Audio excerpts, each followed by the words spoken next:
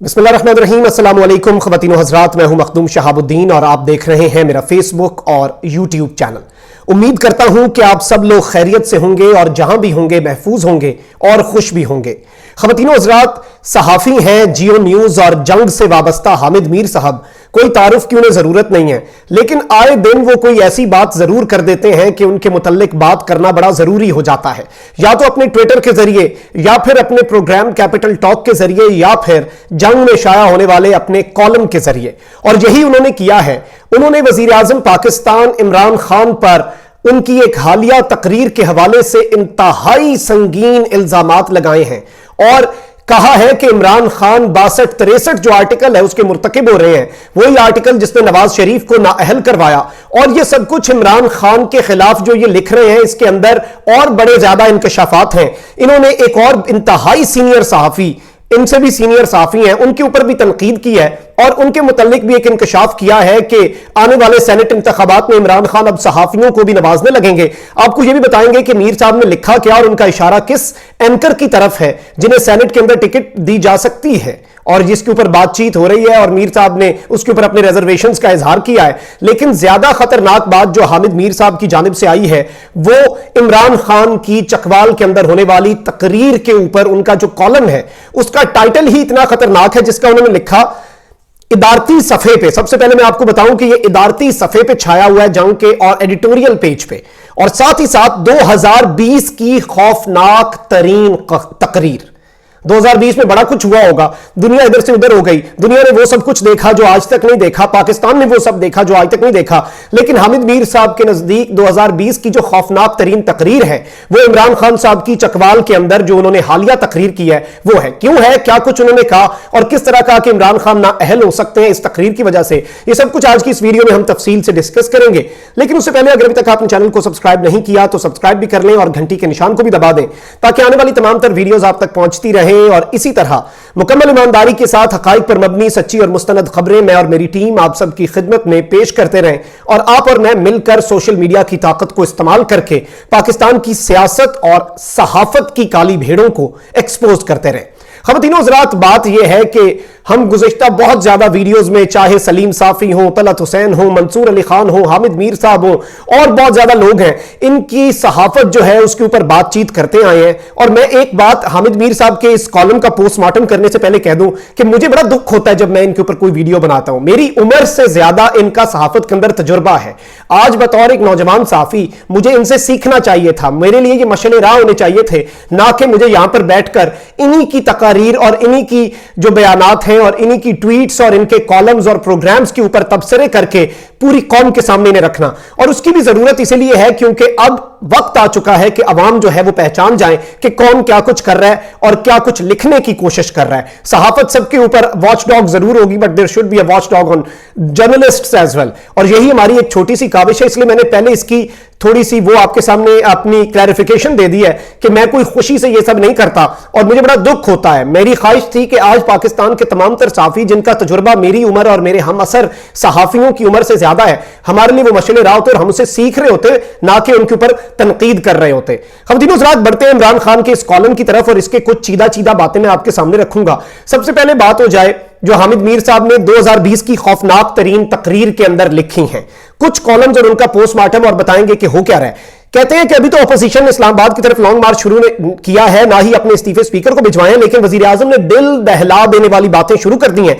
चकवाल में एक यूनिवर्सिटी का संगे बुनियाद रखते हुए और खिताब करते हुए वजीर आजम इमरान खान ने कुछ ऐसी बातें की हैं जो इससे पहले आपने किसी वजीर आजम की जुबान से नहीं सुनी होंगी। वजीर आजम ने दावा किया है कि ऑपोजिशन चाहती है कि फौज मेरा तख्ता उलट दे और अगर ऐसा नहीं होता तो आर्मी चीफ को हटा दे। वजीर आजम ने यह भी फरमाया, ये लिख रहे हैं, वजीर आजम ने फरमाया कि ऑपोजिशन को एनआरओ देना गद्दारी होगी। अब एक चीज आप समझ लें कि इमरान खान ये बात कर रहे हैं, पूरी कौम को ये बात समझ आ रही है कि ऑपोजिशन जो फौज के ऊपर बार बार प्रेशर डाल रही है, कहते हैं कि सिलेक्टेड को हटाओ। मरियम बीबी और कहती क्या है, वो तो कहती है कि हमारी बात ही इमरान खान को लाने वालों से होगी। कौन है लाने वाले, किन के ऊपर बात करते हैं? मरियम के वालिद सब कुछ बता चुके हैं। लेकिन हामिद मीर साहब कह रहे हैं कि इमरान खान ने ये बड़े संगीन और दिल दहला देने वाले इल्जामात लगाए हैं। लिखते हैं کوئی مانے یا نہ مانے لیکن چکوال میں کی جانے والی یہ تقریر سال 2020 کی خطرناک ترین تقریر تھی. نہ جانے وزیر اعظم نے یہ خطرناک تقریر چکوال میں کیوں کی، لیکن یہ تقریر ہمیں بہت کچھ سوچنے کی دعوت دے رہی ہے. ہفتے کی شب یہ تقریر ٹی وی چینلز کی ہیڈ لائن تھی. اتوار کی صبح اب یہ بتا رہے ہیں کہ میں نے بار بار غور سے پڑھا اور سب کچھ کیا. نواز شریف جو ہیں ان کے اوپر بھی انہوں نے بات چیت کی، لیکن یہ جو باتیں کر رہے ہیں یہ کہہ رہے ہیں کہ عمران خان کو اب دینے پڑیں گے ثبوت، عمران خان کو اب دینے پڑیں گے اپنی چیزوں کا حساب، اور اگر عمران خان یہ حساب نہیں دیتے تو ان کے اوپر اب لگنا چاہیے آرٹیکل 62-63. کہتے ہیں کہ اس صورتحال میں میں آپ کو اس کے چیدہ چیدہ باتیں بتا رہا ہوں. obviously پورا کالم جو ہے اس میں پس منظر بھی ہیں، اصغر خان کیس کے متعلق بھی باتیں اور اس طرح کی مزید کچھ چیزیں ہیں، جنرل ذوالفقار علی بھٹو کی مداخلت، فوج اور وہ سب کچھ ہے. لیکن جو ہمارا ٹاپک ہے ہم اسی پہ سٹک کرتے ہیں.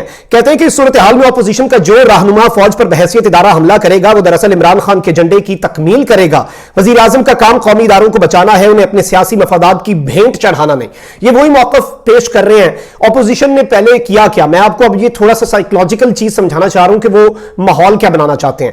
پہلے انہوں نے فوج کے منترلے کیے، صحافیوں کے ذریعے پریشر ڈلوایا، لیکن فوج نے کہا کہ آپ کو NRO ہم نہیں دیں گے، آپ نے لینا ہے تو آپ اداروں سے، آپ جا کے پارلیمنٹ سے لیں، آپ جا کے سپریم کورٹ سے لیں جہاں پہ آپ کے مسئلے پھنسے ہوئے ہیں، آپ ہم سے کیوں بات کرتے ہیں.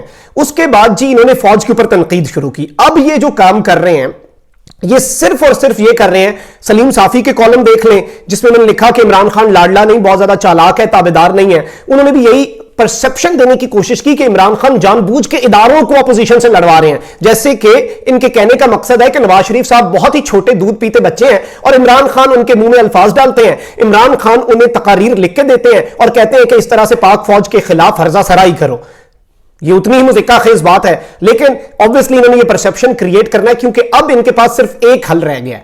اور وہ حل کیا ہے کہ عمران خان کو اسٹیبلشمنٹ کے ساتھ کسی طریقے لڑوا دیا جائے، اور اس کا ان کے پاس صرف اور صرف ایک لاجک ہے. اب وہ لاجک کیا ہے وہ میں آپ کو بتا دیتا ہوں. وہ یہ اسٹیبلشمنٹ کو بھی یہ پرسپشن دینا چاہ رہے ہیں کہ اپوزیشن تو آپ سے لڑنا نہیں چاہتی تھی، یہ تو عمران خان کے وزیروں نے کام خراب کیا اور یہ عمران خان نے کام خراب کیا. اور حامد میر صاحب نے بھی آج کا کالم اسی چیز کے اوپر لکھ دیا. کہتے ہیں کہ وزیر اعظم نے چکوال میں جو دعوے کیے ان کے ثبوت سامنے لائے جائیں. اگر وہ ثبوت سامنے نہیں لاتے تو وہ آئین کی دفعہ 62 اور 63 کی خلاف ورزی کے مرتکب ہو رہے ہیں. ثبوت کیا میاں محمد نواز شریف کی تقاریر ثبوت نہیں ہے؟ کیا مولانا فضل الرحمان کا یہ کہنا کہ ہم فوج کا یہاں پر وہ حال کریں گے جو افغانستان میں امریکی فوج کا ہوا، کیا وہ کافی نہیں ہے؟ کیا مریم نواز کی تقاریر، کیا ملک کے خلاف باتیں، کیا بلوچستان کو آزاد ریاست بنانے کی باتیں، کیا پنجابیوں کے خلاف اور اردو زبان کے خلاف باتیں، کیا فوج کے جوانوں کو بغاوت پر اکسانے کی باتیں، کیا یہ میاں محمد نواز شریف صاحب نے نہیں کی؟ حامد میر صاحب کہہ رہے ہیں کہ عمران خان نے غلط بیانی کی اور ان کے اوپر آرٹیکل 62-63 لگنا چاہیے. کیوں لگنا چاہیے؟ وجہ کیا بتائی؟ کیونکہ عمران خان نے کہا ہے کہ اپوزیشن چاہتی ہے یا تو فوج عمران خان کو ہٹائے یا پھر فوجی جو ہیں اندر سے وہ جنرل باجوہ کو ہٹا دیں. کیا میاں محمد نواز شریف صاحب نے اپنے دوسرے جلسے کے اندر یہ بات نہیں کی تھی کہ میں فوجی جوانوں سے مخاطب ہوں، آپ آئین توڑنے والے اور آئین کے خلاف جو منافی آپ کو آرڈر ملتے ہیں آپ ان کے اوپر عمل نہ کریں، آپ کسی فرد واحد کے اعلی کار نہ بنیں؟ کیا یہ ثبوت کم نہیں ہے کہ وہ یہی سب کچھ چاہتے ہیں جو وزیر اعظم نے کیا ہے، کہا ہے؟